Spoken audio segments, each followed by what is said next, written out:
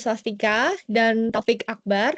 Di sini kami ingin menjabarkan hasil dari tugas Science Data, yaitu terkait clustering dengan dataset Customer Personality Analysis yang berjudul Pemetaan Target Pasar berdasarkan segmentasi demografis dan perilaku konsumen menggunakan algoritma clustering, yaitu ada K-means, GMM, DBScan, hierarchical untuk clustering.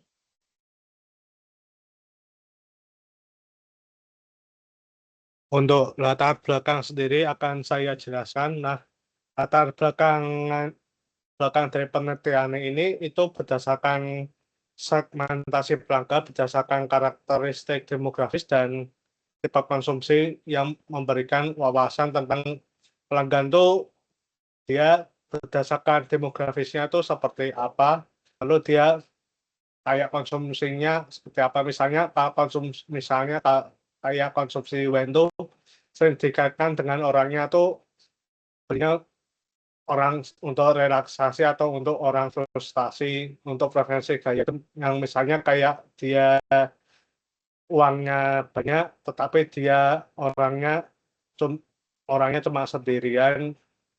Terus misalnya ada yang konsumsi gold untuk dia tujuannya untuk investasi.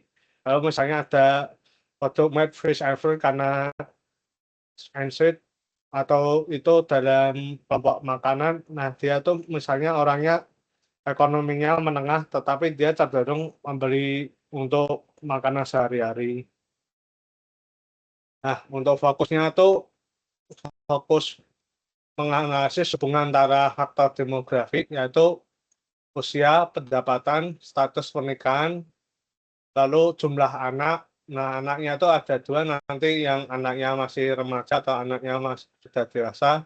Lalu hubungannya dengan pengeluaran pada wine, lalu hubungannya dengan emas yang hubungannya dengan investasi, lalu dengan makanan yang berhubungan dengan kebutuhan pokok, lalu mengidentifikasi segmen pelanggan untuk tujuannya untuk memahami strategi pemasaran yang lebih cocok yang digunakan berdasarkan hasil algoritma clustering. Nah, algoritma clustering yang akan kami gunakan yaitu K-means, DBScan, GMM, dan hierarchical clustering. Nah, untuk datasetnya itu ada bermacam-macam. Misalnya pada dataset tempat itu membahas tentang ada isinya 6 web portal yaitu bahwa suatu pembeli itu membelinya melalui web, lalu ada yang melalui katalog, ada yang melalui store, ada yang lalu di sini juga membahas tentang kunjungan terakhir ke website berdasarkan hasil dataset. Lalu untuk orangnya ada identifikasi yang tidak digunakan nanti, lalu ada year birth, ada education atau tingkat pendidikan suatu konsumen, lalu ada material status atau hubungan statusnya pelanggan, bisa statusnya menikah, masih lajang, atau sudah cerai. Lalu ada income yaitu pendapatan dari pelanggan tersebut, lalu get home yaitu jumlah anak-anak yang masih kategorinya anak-anak, lalu ada take home yaitu jumlah anak tetapi statusnya itu sudah remaja, lalu ada data customer yaitu tanda pelanggan itu mendaftar dengan perusahaan, lalu ada rekensi yaitu jumlah hari sejak pembelian terakhir pelanggan, lalu ada komplain jika untuk memahami keluhan pelanggan. Lalu ada data set produk isinya yaitu wine, fruit, meat, fish, sweet product, dan gold. Nah, nanti produk ini akan diubah menjadi hanya 3 yaitu wines, food, sama gold, di mana foodnya itu berisi tentang fruit, meat, fish, dan sweet, yaitu gabungan dari keempat data tersebut. Lalu ada promosi itu adalah misalnya kayak beli satu gratis satu. Nah, itu kan suatu perusahaan telah melakukan 5 promosi. Nah, tipe promosi mana saja yang cocok untuk pelanggan, ada 5 promosi yang ada pada dataset ini. Lalu respon responnya satu tuh jadi bentuknya tuh boolean pada dataset ini. Jadi misalnya satu tuh tawaran dari kampanye tuh disukai oleh pelanggan atau pelanggan menerima promosi tersebut, dan kalau pelanggan tersebut tidak pernah menerima di pelaksanaan itu istilahnya campaigning. Ya, lanjut. Dan untuk dataset yang akan kita pakai yaitu ada income, get home, ten home, vacancy, terus web visit month, komplain, age atau umur, lalu engagement days yaitu hari terakhir berinteraksi dengan perusahaan, lalu total meet atau total pelanggan untuk semua produk yang dibeli, yang tadi ada gabungan dari makanan-makanan atau food yaitu isinya anggur, daging, ikan, dan makan. Lalu ada 6 purchase yaitu jumlah pembelian yang dilakukan oleh pelanggan dalam periode tertentu. Lalu aset campaign yaitu suatu campaign yang diterima dari 1 sampai 5 nanti di jumlah digabungkan. Lalu ada education encoded yaitu isinya adalah status edukasi pelanggan, misalnya dia sudah sarjana atau belum, atau sudah S2. Lalu ada customer segment encoded yaitu segmentasi dari yang isinya tentang status pernikahan tadi, yang statusnya lajang atau tidak. Lalu ada preference yaitu isinya adalah gabungan dari isinya ada wine, lalu produk yang isinya gold tadi, dan produk yang isinya makanan, produk ikan, produk buah-buahan, produk manisan. Lalu metodologi yang digunakan nanti ada pra-pemrosesan, fitur engineering, lalu clustering, evaluasi, dan interpretasi. Untuk pra-pemrosesan dan fitur engineering akan saya jelaskan. Lalu untuk clustering, evaluasi, dan interpretasi akan dijelaskan oleh Mbak Rani. Untuk pra-pemrosesannya yaitu drop missing values, itu misalnya jika ada data nilai hilang, misalnya dataset itu ada nilai hilang atau kolom penting, misalnya pada bagian income atau pendapatan, nah nanti itu akan dihilangkan. Lalu ada encode, nah encode itu untuk mengkategorikan satu variabel, lalu pra-pemrosesan satunya untuk itu dari fitur numerik. Nah, di sini akan melakukan reduksi dimensi dengan menerapkan PCA, yaitu Principal Component Analysis. Nah, proses yang bawah ini adalah bagian dari fitur engineering. Nah, dari fitur engineering itu yang isinya ada fitur proporsi yang isinya jumlah total pembelian produk, yaitu isinya waste, fruit, dan meat. Nah, itu nanti dikategorikan, lalu ada fitur numerik dan kategorical encoding. Dan nanti setelah melakukan fitur engineering, nanti dilakukan urutannya melakukan fitur engineering dahulu, lalu kemudian selanjutnya melakukan pra-pemrosesan.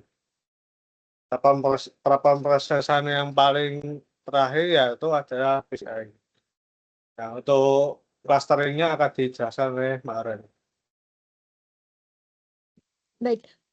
Untuk clustering yang kita gunakan itu ada 4, yaitu K-means, DB-scan, GMM, dan hierarchical clustering.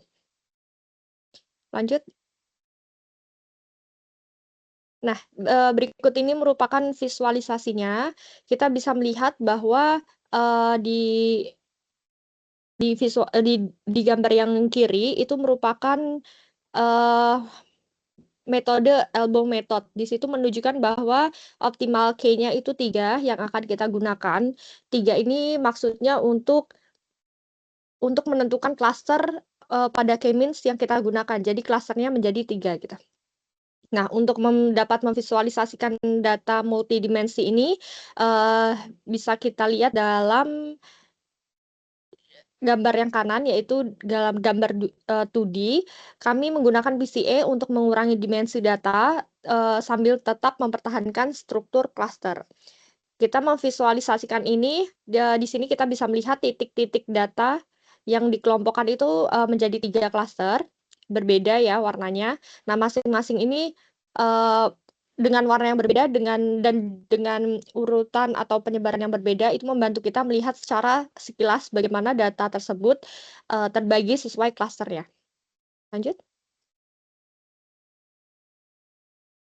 Nah, ini merupakan nilai statistik, ini rata-rata tabel dari fitur yang kita gunakan tadi. Oke, lanjut saja. Dari rata-rata tersebut, penyebarannya itu seperti ini, penyebaran visualisasinya. Oke, lanjut. Untuk hasil clustering pada K-means, ini menjadi 3 klaster. Untuk klaster 0 itu pelanggan premium dan konsumen campuran berkualitas tinggi. Ini maksudnya adalah pelanggan itu menghasilkan income yang tinggi, terus untuk rentan usianya itu dewasa ke usia matang, jadi bisa dibilang kita lansia. Untuk keluarganya itu terdapat keluarga kecil, hanya memiliki sedikit anak, lalu pengeluaran total ini kebanyakan dikeluarkan untuk wine dan makanan gitu. Makanan ini maksudnya seperti buah-buahan, tadi juga ada ikan dan lain-lain. Nah, ini untuk klaster 1 itu kita kategorikan sebagai pecinta wine aktif dan berpenghasilan menengah ke tinggi. Jadi pelanggan ini berpenghasilan cukup relatif tinggi, usianya itu cukup matang, lalu pengeluaran itu didominasi untuk pembelian wine. Untuk pembeliannya mereka aktif di web dan juga dalam keluarga ini mereka memiliki anak remaja yang cukup banyak gitu. Untuk campaign-nya itu mereka kurang responsif. Untuk klaster 2 itu menjadi pembeli dengan kebutuhan pokok, yaitu hemat dan berkeluarga muda. Jadi pelanggan ini menghasilkan income yang cukup rendah daripada yang lain. Untuk usianya itu usia muda ke menengah. Lalu untuk kondisi keluarganya, mereka itu cukup banyak, memiliki beberapa anak, lalu untuk pengeluarannya itu rendah dan mereka fokusnya untuk makanan pokok aja. Untuk mereka ini sangat aktif di web, belinya itu cukup aktif di web dan kurang responsif dengan campaign. Oke.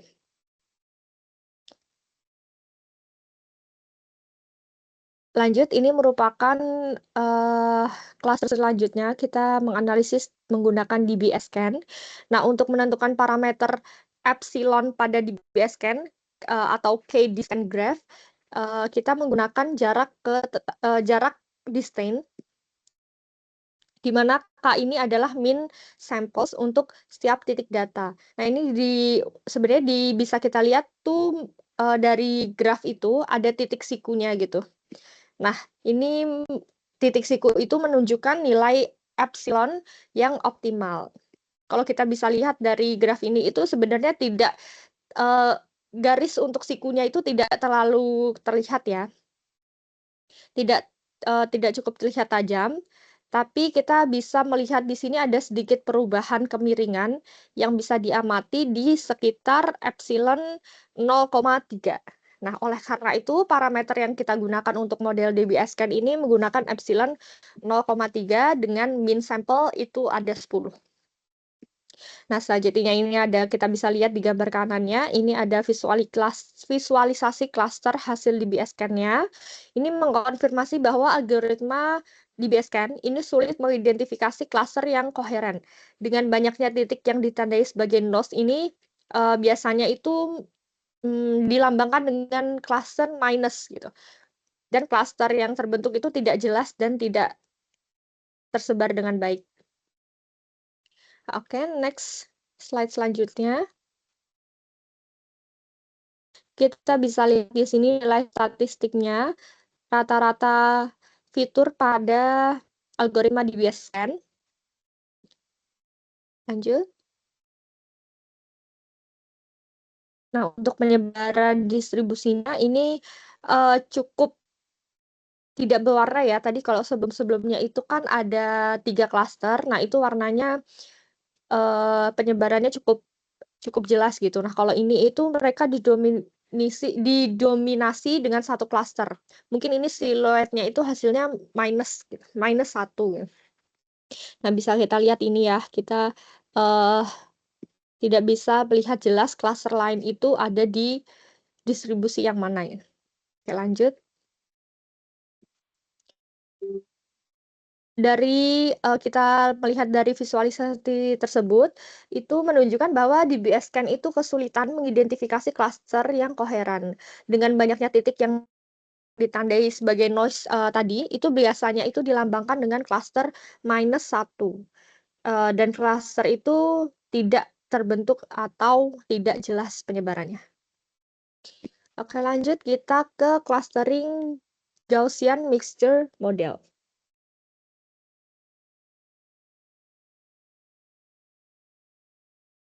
Oke, kita di sini bisa lihat pada GMM ini terdapat nilai siluet skornya itu ada 0,4556, lalu ada Kalinski skornya ada 2510,4961 dan Davis-Bouldin skornya ada 0,7833. Di sini kita bisa melihat ada 3 warna yang berbeda, jadi menunjukkan bahwa untuk Gaussian models ini ada 3 klaster.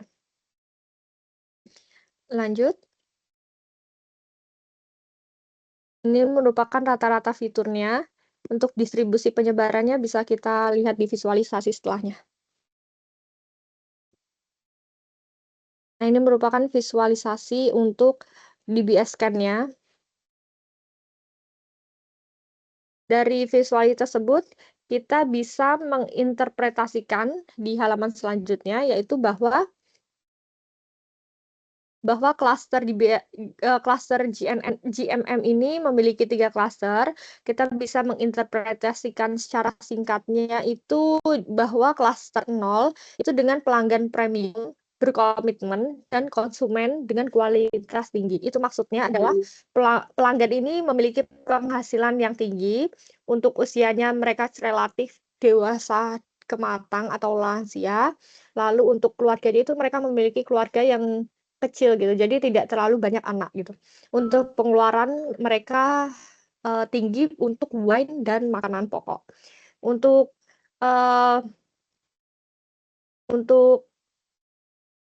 klaster 1 itu ada pembeli dengan kebutuhan pokok atau hemat dan berorientasi keluarga. Ini maksudnya adalah pelanggan ini penghasilan rendah, usianya itu relatif muda, lalu mereka memiliki banyak anak di dalam keluarga tersebut. Untuk pengeluarannya ini mereka fokus hanya pada makanan aja. Jadi kita bisa bilang itu hemat gitu.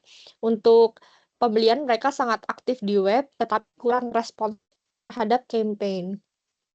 Untuk klaster 2, mereka itu untuk segmentasi orang yang pecinta wine dengan berpenghasilan menengah ke tinggi dan pembeliannya itu aktif di pembelian online. Ini maksudnya adalah pelanggan itu memiliki penghasilan yang lumayan sedang ke tinggi. Untuk usianya itu mereka usia matang. Matang itu cukup tua ya. Jadi bisa kita bilang mungkin 50 ke atas tadi dari distribusi penyebarannya. Nah, untuk dominasi pengeluarannya itu mereka lebih cenderung ke wine. Jadi pembelian wine-nya itu cukup tinggi dibanding emas ataupun makanan. Lalu mereka ini memiliki banyak remaja, untuk anaknya itu remaja. Lalu untuk campaign-nya itu kurang responsif. Selanjutnya kita ke algomaratif hierarchical clustering. Nah, ini kita bisa lihat yang di gambar kiri itu merupakan gendogram yang menampilkan struktur hierarki klaster. Nah, ini garis merah yang yang bisa kita lihat ini itu untuk pemotongan untuk 3 klaster. Jadi maksudnya garis merah itu untuk menentukan klasternya gitu. Nah, pada hierarki kali ini ada 3 klaster, bisa kita lihat di grafik di gambar yang kanannya, ini penyebarannya. Lah, untuk Sila skornya ini ada 0,3960. Terus untuk skor Kalinski-nya ada 2011. Untuk Davis-Bouldin skornya ada 0,8308. Oke, lanjut. Nah, ini merupakan rata-rata fitur klaster hierarkikal tadi. Selanjutnya untuk penyebaran distribusinya ada di gambar selanjutnya. Nah, ini kita bisa lihat penyebarannya.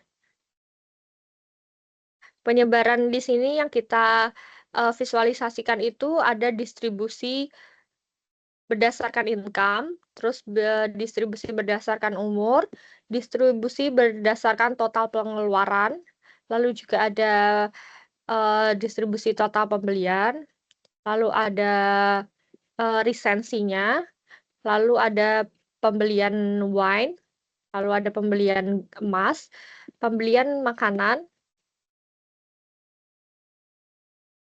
Lanjut untuk interpretasi hasil dari hierarchical clustering ini adalah pada hierarchical clustering ini dia memiliki 3 klaster yang kita bisa lihat tadi. Nah, untuk klaster 0 itu lebih ke pecinta wine dengan pendapatan menengah ke tinggi dan orientasinya itu berkeluarga dan memiliki remaja yang banyak. Lalu untuk klaster satunya ini cenderung ke pembeli dengan kebutuhan pokok atau makanan tadi, mereka lebih hemat dan berorientasi pada keluarga. Untuk klaster 2-nya itu ada pelanggan premium, berkomitmen dan konsumsi kualitas tinggi. Ini maksudnya penghasilannya pada klaster terakhir ini, klaster 3 ini, mereka memiliki penghasilan yang tinggi, untuk usianya mereka cukup dewasa ke matang, lalu untuk kondisi keluarganya itu mereka tidak banyak anak, untuk pengeluarannya ini sangat tinggi pada makanan dan wine.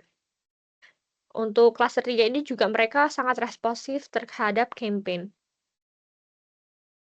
Oke, lanjut. Nah, ini merupakan perbandingan dari 4 clustering tersebut. Ini kita bisa lihat ya bahwa K-means ini yang cukup stabil dengan analisis kita untuk segmentasi demografis terhadap pola konsumtifnya.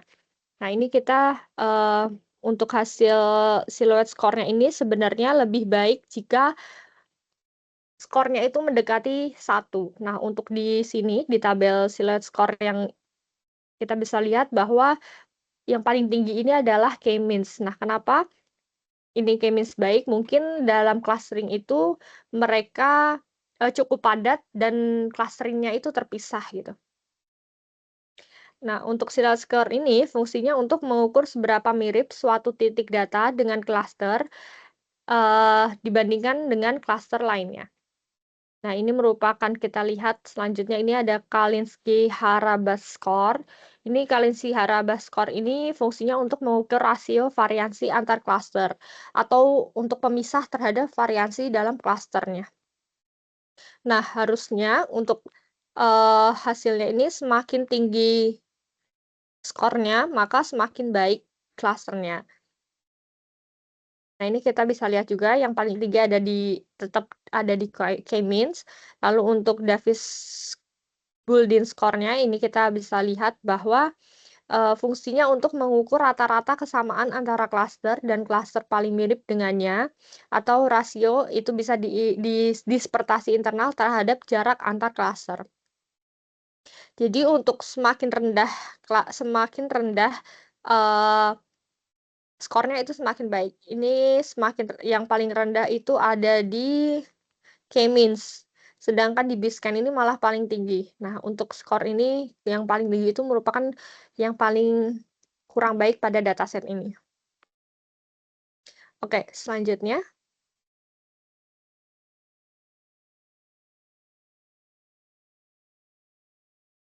Selanjutnya ini merupakan analisis karakteristik fitur terhadap 3 klaster yang diidentifikasi untuk pemetaan strategi pemasarannya.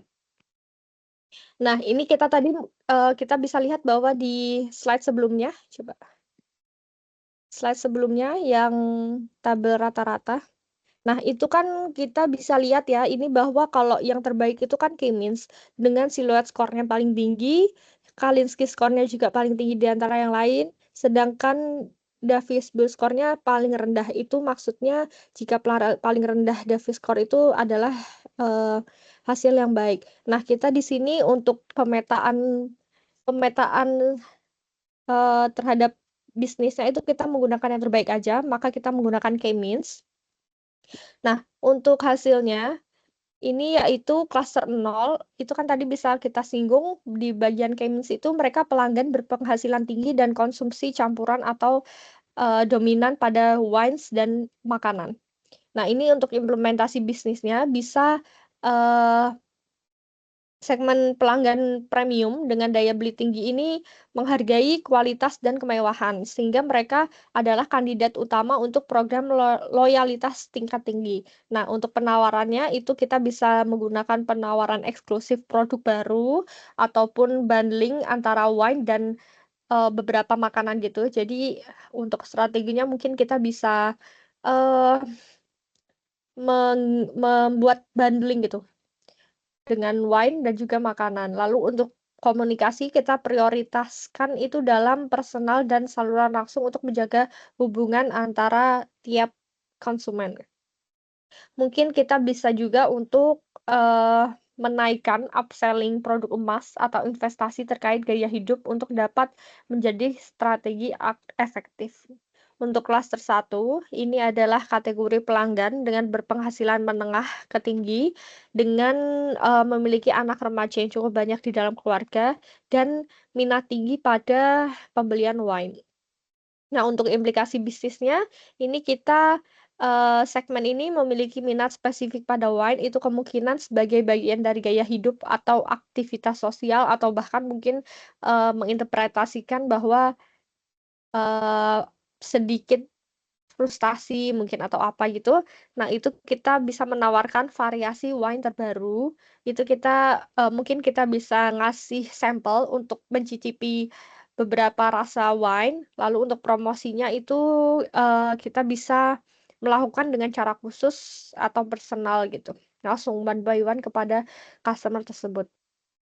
Nah, untuk kunjungan web itu mereka itu lebih tinggi dengan iklan digital yang relevan dan konten edukatif tentang wine. Jadi mereka bisa kita masukkan pada iklan dengan produk wine.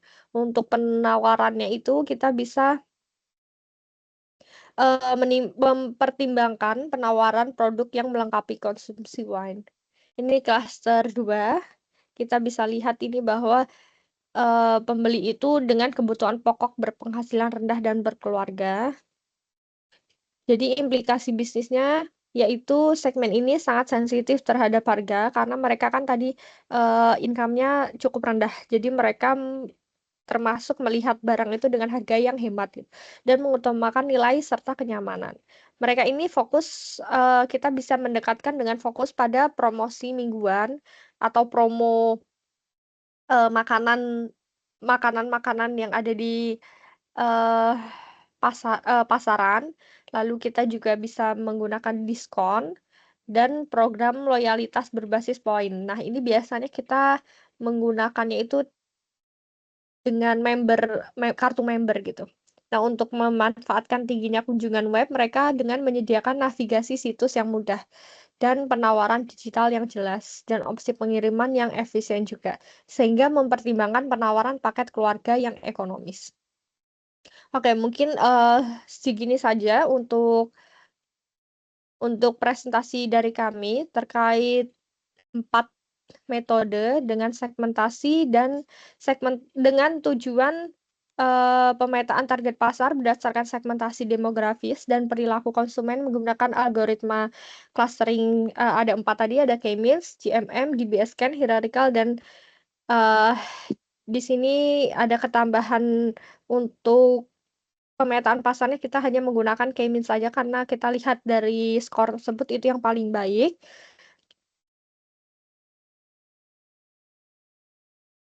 Mungkin seperti ini. Lanjut, kita akan melihatkan kode yang kita buat.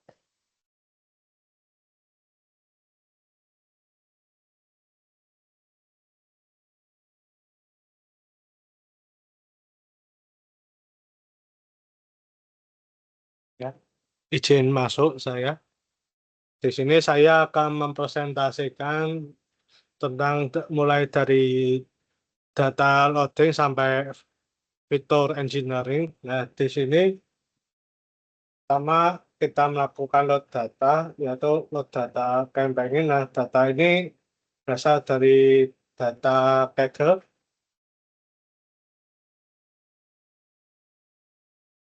yaitu data tentang customer personality analysis yang berisi 29 kolom. Nah, dari 29 kolom tadi, di sini melakukan perubahan-perubahan, yaitu misalnya itu fitur engineering seperti yang saya jelaskan tadi. Lalu di sini kita melakukan data cleaning juga, lalu menghapus kolom, lalu melakukan drop pada data-data yang tidak digunakan, lalu menghapus outlier supaya datanya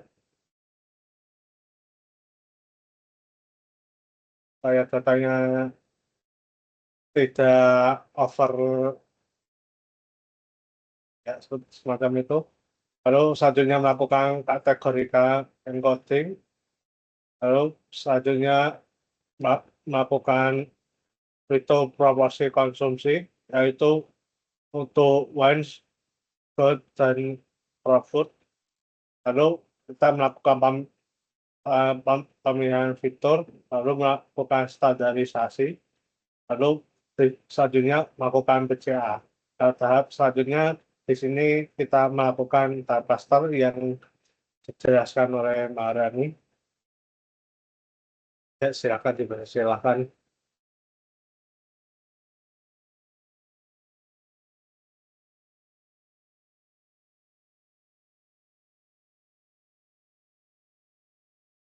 Polisi Maharani.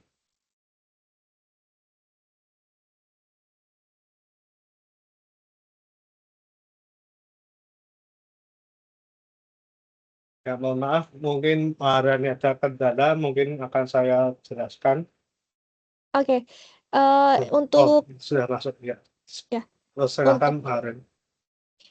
untuk clustering itu kan kita di K-means bisa kita lihat ya, ini kita menggunakan elbow method. Tadi di visualisasi yang sudah dijelaskan di PPT itu menunjukkan bahwa nilai optimalnya itu ada di 3. Maka kita masukkan optimal K sama dengan 3. Lalu untuk oke, turun lagi.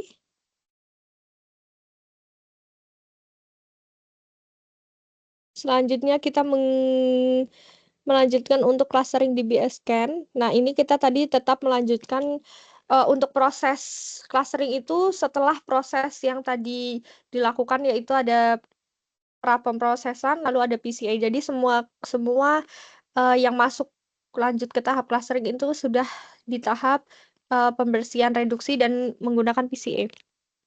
Nah, ini untuk clustering di BScan, kita bisa melihat bahwa tadi kan ada grafnya. Nah, grafnya itu menunjukkan bahwa apa namanya, garis siku yang cukup terlihat itu ada di 0,30. Maka kita di sini menggunakan parameter DBSCAN terbaik yang ditemukan. Ini ada optimal apps DBSCAN-nya sama dengan 0,3. Dengan sampel itu ada sampel DBSCAN sama dengan 10. Nah, untuk selanjutnya kita menggunakan clustering GMM. Nah, ini adalah clustering GMM itu kita mengikuti cluster pada elbow method tadi yang mereka ada nilai K optimalnya ada 3 gitu. Jadi kita menggunakan K sama dengan 3 untuk cluster GMM. Oke, untuk codingannya ini bisa kita lihat prosesnya.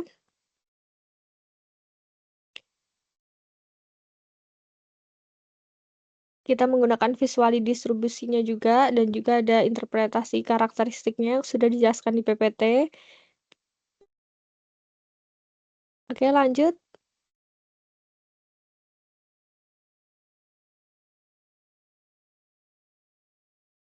Ke clustering aglomeratif hierarchical clustering.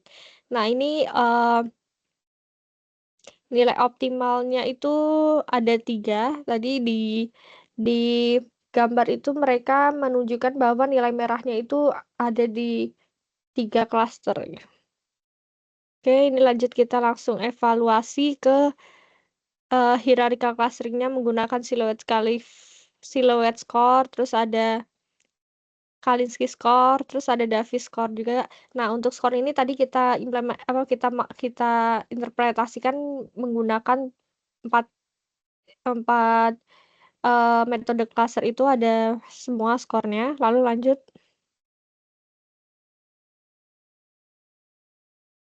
Nah, ini tadi bisa kita lihat hasilnya. Oke.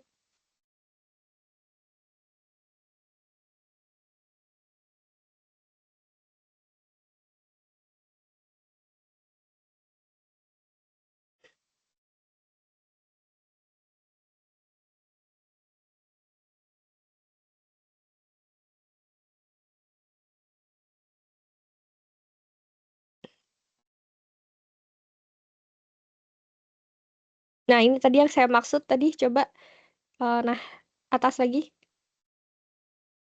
Nah, ini tadi yang hierarchical clustering-nya itu mereka motong di 3.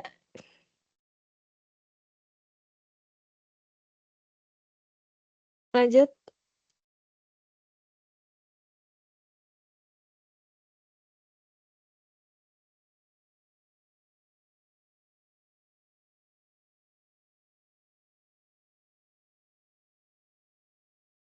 Nah, ini untuk ringkasan dari perbandingannya tadi ada nilainya semua. Oke. Jadi mungkin sekian dari kelompok kami untuk presentasi clustering menggunakan data customer personality analysis menggunakan 4 metode clustering. Wassalamualaikum warahmatullahi wabarakatuh. Wes,